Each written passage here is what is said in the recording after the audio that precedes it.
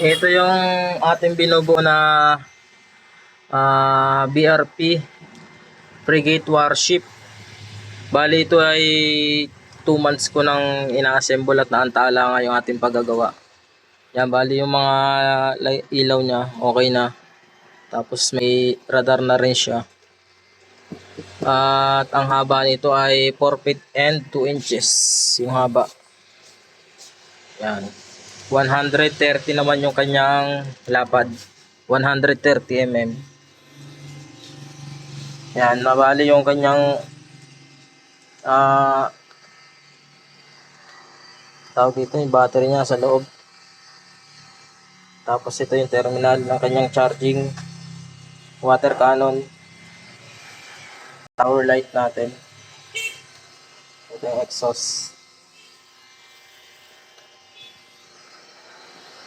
Hindi ko lang nakabit pa yung ilaw niya kasi tinanggal ko yung wire. At ang kulang nilang nito ay yung servo.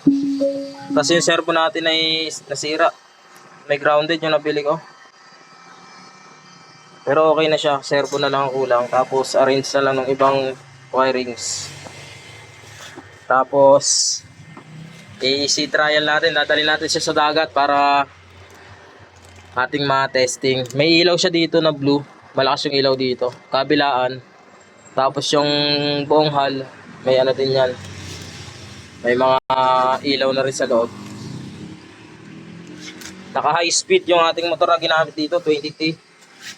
Bali dito kay Gabriela Silang, ang ginamit ko dito 80. Low speed. Pero mabilis din yung ano niya. Mabilis din tumakbo yung low speed.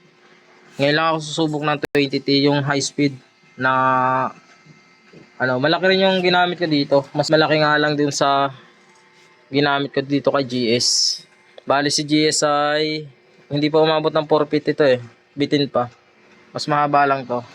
Pero yung lapad niya halos hindi nagkakalayo. Malapad lang to ng konti si ano, Raha Sulaiman. Yan o. May mga bubog na rin yan para hindi pasukin ng tubig.